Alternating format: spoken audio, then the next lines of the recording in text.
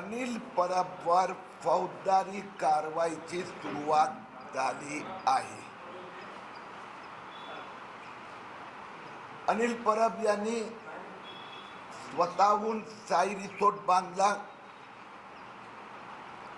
त्यांना त्याची पूर्ण जाणीव होती की हा CRZ नो डेव्हलपमेंट झोन परिसर आहे. कागदावर कारवाई एक घेतली आणि बांधलं दुसरं. शेवटी न्यायालयात हे सिद्ध झालं की अनिल परब यांनी 7 प्रकाराचे गुन्हे केले आहेत. काही दिवसापूर्वी मुंबई उच्च न्यायालयात त्यातला एक गुन्हा अनिल परब यांनी मान्य केला. अनिल परबनी सांगितलं की दापोली येथील रिसॉर्ट मी बांधला आहे.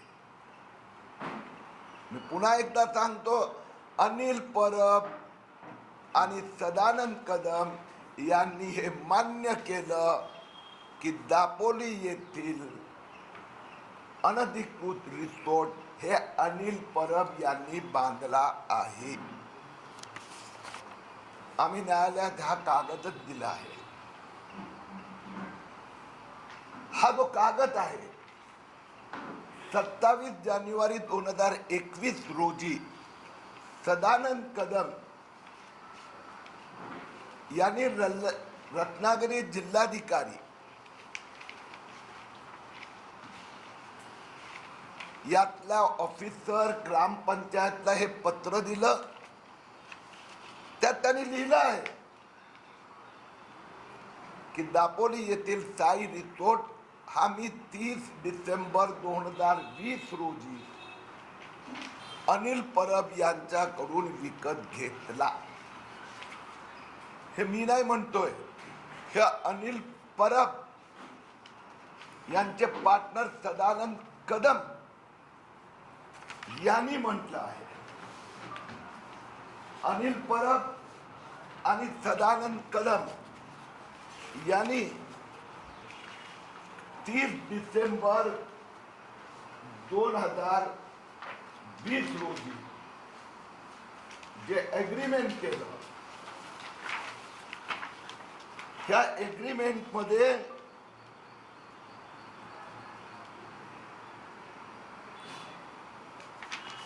त्यांनी स्पष्टपणे हे 30 डिसेंबर 2019 एग्रीमेंट आहे. 30 डिसेंबर 2020 हे रिसॉर्ट अनिल परबनी सदानंद कदमला विकला. आज जिल्हाधिकारी, रत्नागिरी SP, अन्य अधिकारी समेत माझी मीटिंग झाली. जो मुंबई उच्च न्यायालयात जो फैसला आला तो हा आला आहे की ज्यांनी अनधिकृत बांधकाम केलं आहे त्याच्या विरोधात कारवाई करा.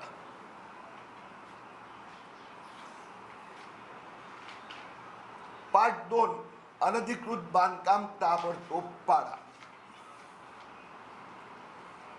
पार्ट 3 या जे पर्यावरण नियमांचा जो भंग झाला असेल किंवा अन्य कायदा अंतर्गत या रिसॉर्ट संबंधात जी कारवाई व्हायची असेल ती त्या त्या कायद्याप्रमाणे करण्यात हरकत नाही. पोलिसांनी आज मला स्पष्टपणे सांगितलं की जी FIR नंबर 177 आणि 178 हे दापोली येथे 2 FIR झाल्या. 178 नंबरची जी FIR झाली हे 14 नोव्हेंबर 2022 रोजी झाली. ही सदानंद कदमच्या विरोधात झाली. या FIRचा चौकशी अंती पोलिसांना हे लक्षात आलं की रिसोर्टचं बांधकाम अनधिकृतरित्या अनिल परबनी केलं आहे, म्हणून अनिल परबवर अनधिकृत बांधकामाविरोधात गुन्हा दाखल झाला। त्यासाठी अनिल परबनी जामीन घेतला। त्याच्या संदर्भात दापोली पोलीस स्टेशनने न्यायालयात चार्जशीट पण दाखल केली। इतके दिवस अनिल परब इतकं धांदाट खोटं बोलतात की माझा त्या रिसोर्टशी काहीही संबंध नाही। सदानंद कदमने लिहून दिला अनधिकृत रिसोर्ट अनिल परबनी बांधला। अनिल परबनी स्वतःच एग्रीमेंट केलं सदानंद कदम सोबत 30 डिसेंबर 2020 रोजी हा रिसोर्ट मी बांधला, याच्यावर प्रॉपर्टी टॅक्स मी भरतोय आणि हा रिसोर्ट आता मी सदानंद कदमला विकतोय। तो जो गुन्हा झालेला आहे तो गुन्हा अनधिकृत बांधकामाचा झाला आहे। गुन्हा पर्यावरण ना बांधकाम क्षेत्रात CRZ भंगाचा झालेला आहे। गुन्हा झाला आहे हा रिसोर्ट मध्ये बेनामी पैसा वापरण्यात आला आहे। एकंदर 10,63,00,000 रुपये या रिसोर्ट मध्ये काळा पैसा वापरण्यात आला। याच्या संबंधित चार्जशीट ईडीने दाखल केली आहे आणि ही चार्जशीट रद्द झालेली नाही। आयकर विभागाने अनिल परबवर फौजदारी आणि दिवाणी म्हणजे civil and criminal both actions are taken, त्या कारवाईला स्टे मिळालेला नाही।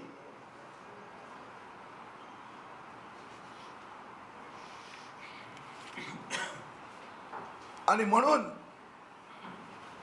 मी मुख्यमंत्री उपमुख्यमंत्र्यांची चर्चा केली। आज सगळ्या रत्नागिरी जिल्ह्याच्या अधिकाऱ्यांची चर्चा झाली आणि यातनं पुन्हा एकदा स्पष्ट झालं आहे अनिल परबनी बेकायदेशीर रिसोर्ट बांधला। त्यांना अधिकाऱ्याने सांगितलं की इथे CRZ नो डेव्हलपमेंट झोन आहे, तरी अनिल परबनी ते बांधला। त्यासाठी काळा पैसा वापरला। त्यासाठी सदानंद कदमचा त्यांनी बेनामी वापर केला। सदानंद कदमनी हे कबूल केलं रिसोर्ट त्यांनी बांधला नाहीये, अनिल परबनी बांधला आहे। परंतु आता त्याचा ताबा सदानंद कदमकडे असल्यामुळे सदानंद कदमनी हा अनधिकृत भाग पाडण्यासाठी कोर्टाला संमती दाखवली आहे। म्हणजे किरीट तुम्ही पहिल्या दिवसापासून म्हणतायत हा रिसोर्ट बेकायदेशीर आहे। जानेवारी 2023 मध्ये त्या रिसोर्टचा पुढचा तो हिस्सा होता जो समुद्राची जमीन गिळंकृत करण्यात आली होती, तिथे त्यांनी रिसेप्शन बांधलं होतं, ते पाडण्यात आलं। पार्ट नंबर 2 आता दुसरा हिस्सा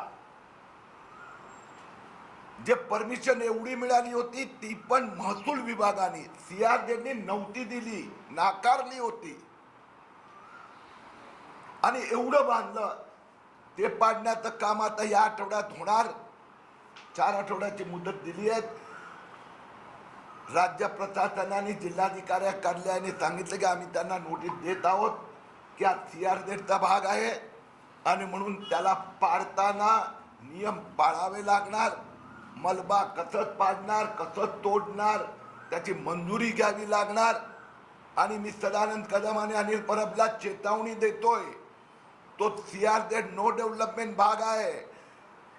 पर्यावरण मंत्रालयाची विभागाची परमिशन घेतल्याशिवाय हे कसं पाडणार, ज्याच्यामुळे पर्यावरणाचं नुकसान होणार नाही आणि मलबा कुठे गाळ कुठे टाकणार याची पहिली परवानगी घेतल्यानंतरच तोडकाम सुरू करता येणार। पोलिसांनी हा जो खटला अनिल परबाचा विरोधात अनधिकृत बांधकामाचा विरोधात सुरू आहे त्याला गती मिळावी यासाठी पाठपुरावा करण्याचं मान्य केलं आहे. टाइम्स डिजिटलला लाईक करा, सबस्क्राईब करा, शेअर करा आणि बेल आयकॉन दाबायला विसरू नका. पाहत रहा टाइम्स डिजिटल.